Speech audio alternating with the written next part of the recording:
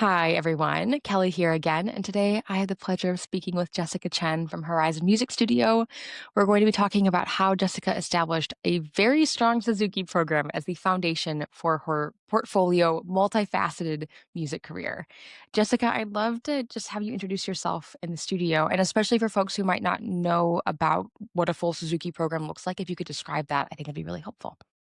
So, hi, Kelly. Um, Hi. my name is Chen, and I am a professional violinist and violist. And I started Horizon Music Studio, which is my own music studio business. And I am running a Suzuki studio. And what that basically entails is students who are committed to learning using the pedagogical approach of a well known Suzuki or founder of the Suzuki method. His name was Dr. Shinichi Suzuki, and there are a lot of specific elements that go into learning from the Suzuki approach. So basically, students are committed to learning music the way that you learn a language, which means Mm. by ear first. So that's a lot of a listening based approach, small step by step and repetition and review in their learning. Um, and also learning to read music later as part of a plan to just follow their development. And so it can start from really, really young as 3 or 4. And it also uses a lot of family involvement. So parents are a huge part of the learning process, especially when children are really young. And it's also important that students are learning by themselves. So they have an individual private lesson each week, as well as in the group setting. And that looks like group classes where they're able to play the same repertoire together from memory. It's super cool. And then because of the abilities that they form on their instrument, they're able to have a lot of group performances and play repertoire together regularly throughout the year. Love it. That was a really helpful description. Thank you. Know a lot of folks I think are probably familiar with Suzuki, but that balance of the private lesson and the weekly group class is a little bit more unique to the structure of the studio, which of course then meant that we had a really particular ideal student. Like we talked about the families being really involved already. It's not um it's not uncommon for a lot of studios to have a lot of specifics in who they really work with and support, but having the heavy family involvement is a whole additional layer, plus the additional commitment of coming to see you twice a week. So that was a journey in the beginning, I think, to really identify what that looked like, just to help get other people on the same page about what that journey looked like.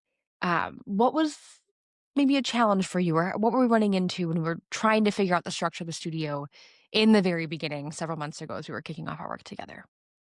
Yeah, I mean, I think maybe a huge piece for me was just building courage in saying Mm. what I really knew could be like the ideal situation, the ideal family, and the ideal student I was looking for, and that they would be committed to coming regularly twice a week and also being a part of not only being present for lessons, group classes, and also part of daily practice. And just so knowing that the expectations were high, but that as a result, the results of students and like their musical achievements would be really high also. And so just making the full commitment to that and building courage to ask for that, that was a huge journey for me. Where do you think that courage came from? How did we build up to that over time? Yeah, I mean, I think just the practical pieces of, the Outside of the Box program really helped me into, from anything for, like, asking for testimonials for families and seeing that there were results from the families that I had been working with, and that the parents were really pleased and happy to give me testimonials. Like, that was one example of thing that took a lot of courage to muster to ask, and then kind of seeing that come to life, to have a stronger website and just a stronger online presence. And then in just to building, rewriting my studio policy and rewriting just my vision of what the ideal student looked like, and to know how that, if students came asking, to know whether or not they were an aligned fit for me. All of that helped, just like putting these pieces together, helped me build courage with knowing, like, okay, this is, this is what it looks like to be a fit. And just, yeah, so I think just putting things into action helped me to build the courage. Mm. And I remember early on too, we had some consultations with students who were committed and were excited, but maybe weren't a fit for the full Suzuki program. And at the time, we weren't sure if we wanted to do the full Suzuki program, right? Like we were taking these consultations for initially just private lessons, thinking group classes might come a little bit later. What what do you think flipped that switch? Like how did you decide that the full Suzuki program, the balance of the private lessons and the weekly group classes was going to be the best fit for your teaching values, an ideal student? I think just seeing the outcomes from group classes, and Mm, a lot of teachers focus on private lessons, as the primary thing, and then they see group classes as like an add-on later. But I think even doing things like joining Facebook groups of Suzuki teachers and seeing that online community and seeing other teachers discuss, if you like flipping the perspective of seeing group class as a starting point and getting parents and families and mm. students kind of, you know, getting them to see it in action with others. And then from there, they were able to also see private lessons as like a valuable piece to kind of make progress and get individual attention, but to really see group class as like an integral part of the experience from the very beginning was really, I think, a big, yeah, perspective changer for me. Mm. And it's been impactful in your studio. I mean, even from a obviously student results that we talked about repeatedly that it's been really impactful there, but the studio growth has also been impacted by flipping that. So this fall, you launched an intro class for students to get a taste of the group classes before coming to the whole thing too. Talk a little bit about that process and how has that worked for the studio? How has enrollment been going from that program? Yeah, so I launched at the beginning of the fall, I launched 2 new intro group classes and was able to get a bunch of student enrollment that way. And I was also able to attract a really good ideal fit, which is homeschool families. And so this model worked really well for homeschool families. And so it definitely was, I think, taking a chance in a way of my first time doing it, and so I didn't know how it was gonna all turn out, and then it just turned out to be really, really great experience and really successful. I think a lot of the families had a really positive, in fact, all of the families, I would say, had a positive experience in group, and then, um, most of them have moved into signing up to join the full program and add on the lesson component as well. I think what's so cool about this flip in the approach is that a lot of studios will do like a trial lesson situation where you can come and come get a free lesson and just test it and see if it works.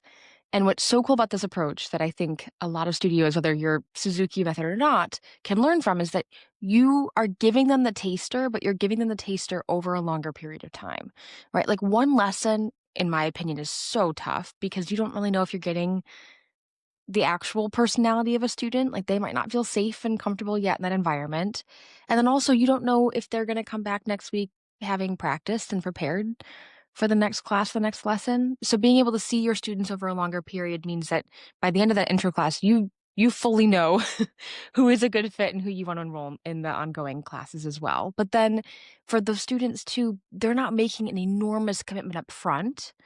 They get the taster, especially at a young age when you don't know if your students are gonna like the instrument. Like, if they're 3, 4, 5, 6 years old, it could be exciting, and it could also not be exciting after a couple weeks for them. So, it's fun to, like, give them a little taste and then give them the option to continue once they know from experience if it's actually a passion for the students and you feel like it's aligned and you have a really clear picture of what they're looking for and what goals that you can help support them into. Yeah? Yeah, absolutely. I will add on to that another nice thing I think within like Suzuki world that I've been able to offer to prospective students is letting people come do observations for group Mm. lessons. And that's been a really nice way to also get give them, a kind of intro experience if they're thinking about this, and it's a really low pressure way. They're able to come observe for free even a couple times if they're interested in that, and kind of just have some lower stakes ways to get involved. And I've even had some students make box violins, which is another Suzuki concept that you can make Yeah. pretend violin out of a box. And then that's obviously a very affordable way to learn, just get the basics. You can learn the parts of the instrument, you can learn how to hold it in rest position. And so just doing all of these kind of intro steps for very young children is just such a great way to kind of get them in the door, get them excited. And then when they really know that they're going to move up to like a real violin, then they get super excited as well. Like, the scaffolding it is so important, but also you're scaffolding not just the learning for them, but also the experience of the studio, like, they're part of the studio community right away. And I think that's something that you've come to really enjoy too, is your students are seeing each other on a regular basis. They themselves have, like, friendships and relationships through the studio, and so there's more of that positive social pressure in learning too. Like, we all wanna collectively grow together, which is really exciting, and then on top of that, recitals and performances and Suzuki contests and things that you're putting in for, graduations and things upcoming. It just supports the whole student so beautifully, which has been fun to see, and I think it sounds like it's been more fulfilling for your teaching too, correct? Yes, absolutely. Yeah, definitely. Oh my gosh. Let's jump back for a second to the very beginning. So, about 8-ish months ago when we were starting this process together and trying to grow the studio, this was not starting from square one. We already had students enrolled. You'd been at this for a little while. We had a website up. We already knew that it was going to be Horizon Music Studio. We had a really strong foundation. Where did we feel like we were getting stuck at that point? Yeah, I was fortunate enough to kind of have a partnership at a private school, teaching lessons there and kind of having also a group class there. And that was going well in many ways. But I think I was also interested in expanding further, just into the wider community. As I said, getting involved with homeschool community, and kind of just taking the next steps into really having a very strong Suzuki studio. And I felt like I just honestly, even though I had worked on a website and building out, deciding what name I wanted to call my studio, but I wasn't really sure how to take the next steps into recruiting into the broader community. Okay, as we started the process, it was exciting, of course, and we talked about the journey and the courage that we had to build for our ideal student and getting really clear on that. But also there was some maybe steps in our marketing that were also outside of our comfort zone in the very beginning that I know we've come a long way on. So just give us a little preview too. What are some of the things that maybe initially were uncomfortable to try, and how has that progressed for you over the last few months? Yeah, definitely. So I think I was a little bit overwhelmed by some of the logistics of just getting my studio up and running. And I'm really grateful again for having the support of Outside the Box just along each step of the way that I had to do something that I thought was so hard. And I remember being so happy, after I found a solution. So one example was finding a venue to teach out of. I tried Mhm. doing some lessons out of my home and it just felt like it was really difficult, just to create, the space at home that I wanted for lessons. That was also like a living space being my home. And so knowing that I needed to find an outside space, and just how was I gonna do this and what was the process? And so it was just so helpful to have the support, of you and the team just, recommending different places around the community I could look at and, um, finally finding a space that was really close to where I live, and so the commute's really easy and just being able to rent, a room at a church, which has just been a really lovely partnership, and I'm gonna have my studio recital there next month, and so I'm just so excited. That was a huge step. I remember finding liability insurance, like, just a practical piece of it was also I thought at the when I started working on it, which was so overwhelming to me, and then just following, leads or, like, asking, around, asking outside the box, what are some suggestions I could look into, and then it turned out to be, in a way, like a network. It was an old gig that I had played that had wanted liability insurance, and I ended up looking at an old email from that and then just found that that ended up working out. And so that was just really helpful to have all of these tasks that seemed so monumentous at the beginning, Mm. just being able to break them down, work on them, plug away day by day, and just do a little bit of work, and then slowly things were able to come into place more. Yeah. And isn't it amazing the tolerance that we build and how quickly it builds too. Like you're saying, these things were overwhelming at the beginning, and all the examples that you just gave, all that happened in like a 2-month period where there's rapid growth that's happening because everything is uncomfortable and overwhelming in the beginning, and then you start to do these things and prove to yourself, like, every time I take on one of these challenges, I handle it, like, the result on the back end is really, really positive, and I feel really confident, and then B, I'm building the structure around the studio, so I have the support, and now when I take another risk in the future, it's a little bit less overwhelming and scary. Because look at all of this past proof that I have to myself, that it works out, that I come out ahead, and also that there's more structure and support for similar, overwhelming decisions and choices in the future. And I know that mindset piece was something that you were excited to talk about a little bit today in some of that growth. So when you think on that tolerance and kind of building that resilience to doing new things and getting outside of your comfort zone, how has that impacted beyond just some of the individual tasks? How has it impacted the business and also you as a person, as a performer? Yeah, I think changing my mindset slowly over time has been such an awesome journey and, obviously something that we work on so much when we're in music school as well, and then becoming a performer and an artist as well. I think one of the favorite affirmations that you have provided during this program has been, I believe the quote is like, um, mistakes and failure are part of the process and they're not a bad thing. And so I think Yeah. that's been something so helpful to keep in mind, especially as you see that the mistakes kind of do help you learn and they just reveal like, okay, we just need to take another step or change the direction and keep going. And you know when you keep knocking on a door and then you change the door and then the right door is going to open at the right time. And so that's been really helpful, as well as like all of this reflection, as you kind of summarize, like when you reflect after a big period of work and you see everything that's accomplished. I think it's just so helpful on, Mhm. recognizing growth and progress and just getting to celebrate that and then kind of knowing what next steps lie ahead. Yeah, and there are exciting big next steps ahead for your studio too. So we've had a lot of growth, and I think if it's okay, maybe this is a good place for us to just chat about numbers and the growth quickly because it's been an exciting few months. How many new students have we added to the studio? Yeah, I have added 22 students to my studio since starting Outside the Box, which is It's so exciting. It's so exciting. And the growth in our teaching and our revenue have reflected that too. Do you want to share some of those numbers as well?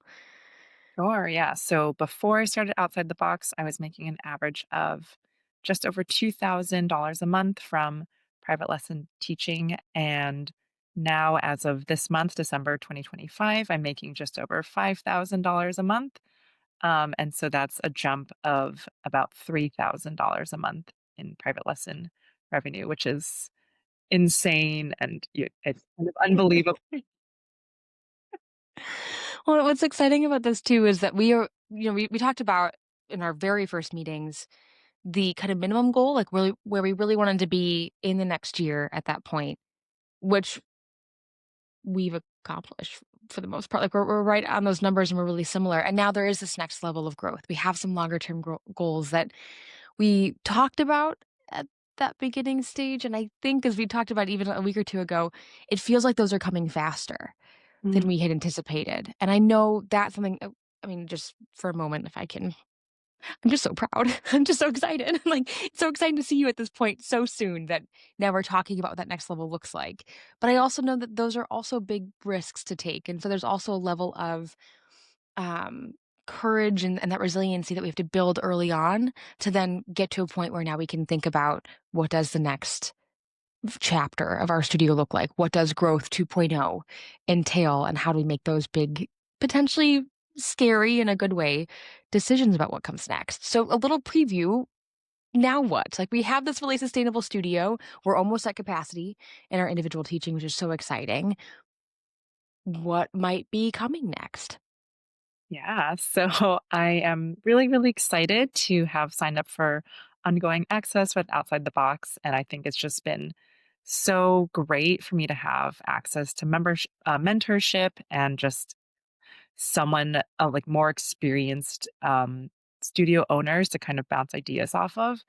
And so I'm really excited to have this support while I continue to finish growing up my studio. I feel like that I'm about two-thirds of where I want to be. And so I'm hoping to take the, maybe first half of next year to kind of fully fleshing out the studio and getting everyone into the full program and kind of finish recruiting to build out to full capacity. And then I'm also really excited to kind of apply the systems and the organization that has, just helped my studio become totally transformed. I really want to look at applying this to other parts of my music career, especially music performing, and I've also done a little bit of contracting, which is, just really tied to performing. And I'm just so excited to see how much having systems has transformed, just the efficiency and Mm. the clarity in my business. And so I think just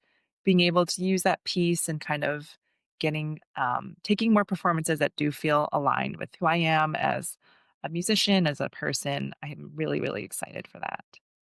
I'm so excited for you. It's been so fun. I am just so excited because it's been so fun to see the growth that's happened this quickly and also what it has done for your work-life balance. And we've had some really good conversations recently about as the studio grows and there's just more on our plate and we're performing more, which is wonderful too, how you manage like being a human and balancing all of those things and still living your life too. As a great example, right now, again, it's the end of December, as Jessica mentioned, you're on winter break and you have a couple weeks off from teaching. And I think that was something when we talked a while ago, when redoing the policy and tuition, that felt, again, a little outside of our comfort zone, if I remember correctly. But how does it feel today knowing that the rest of the week gets to be holiday and admin and there isn't teaching right now? So I'm excited to have, some time to read more, just to brush up on the pedagogy materials that I don't really have the time to do in the day. And so I'm, genuinely like find joy with my students. So I'm excited to, come back to them in January with, just a little more better resourced and rested and ready to dive back Yeah. in.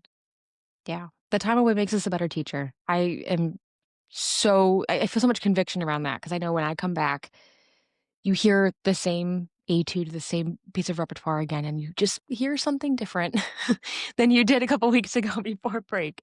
So it's nice to just have like that fresh set of ears and your students come back refreshed and hopefully have practice over break and we get to jump in right away again. It's such a good feeling to have that balance. And also it means that we're not running ourselves into the ground. Like, it's good to get to a point where, like, oh, I'm excited to get back into the studio.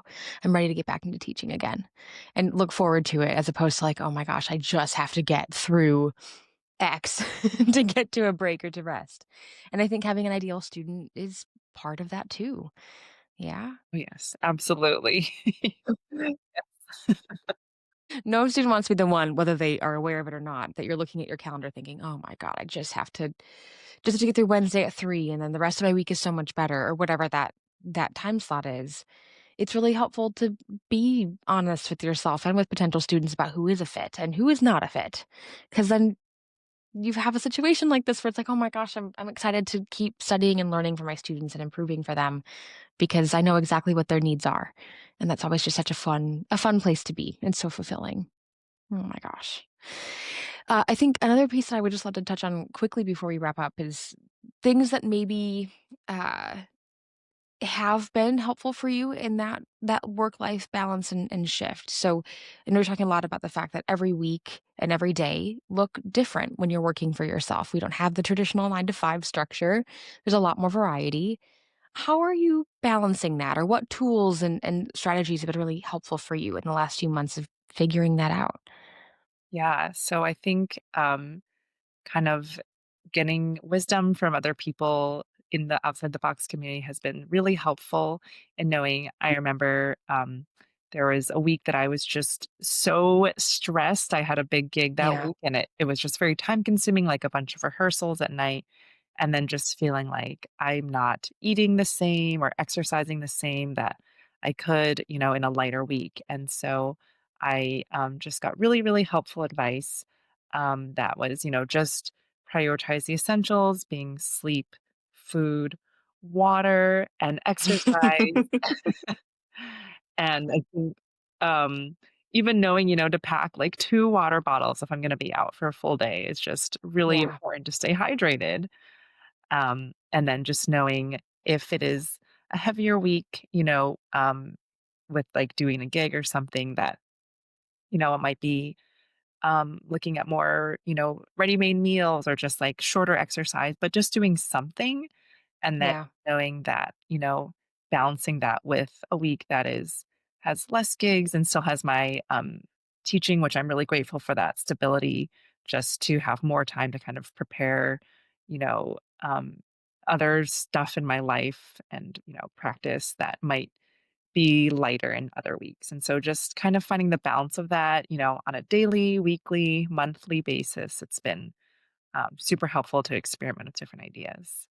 yeah. It can feel so obvious. Like when we had this conversation, I was like, "Oh yeah, like of course we need sleep. Of course we need to eat meals." Like these things feel so.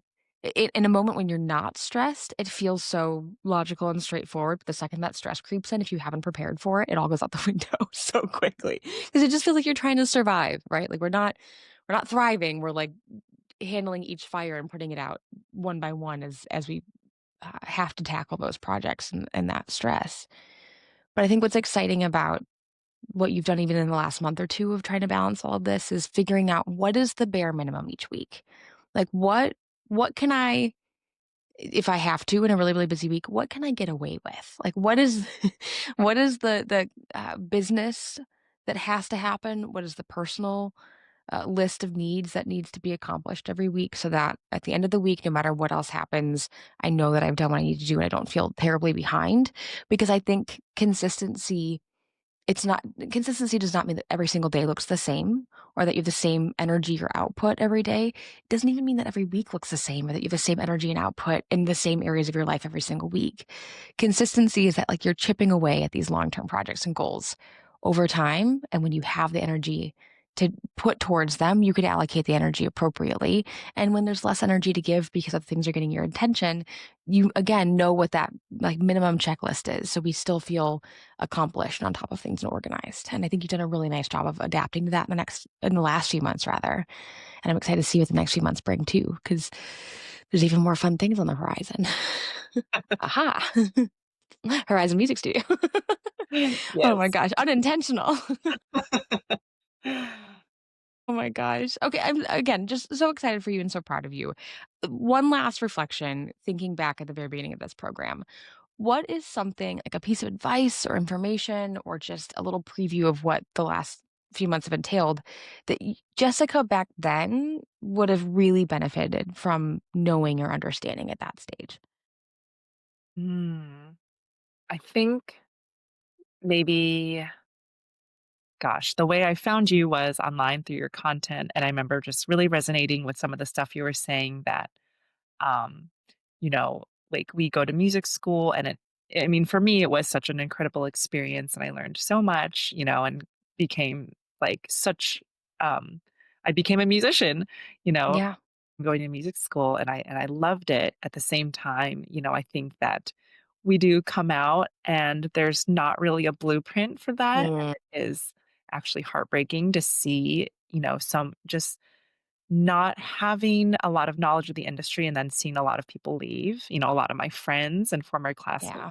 leave. And so that did really resonate with me and that as well as my personal frustration, for knowing that it was my dream to have a music studio like since I was an undergrad student. And then just I think this program, really has just given me the business skills that I needed to kind of merge with the musical skills that I had and like the artistic vision that I've always had or since music school.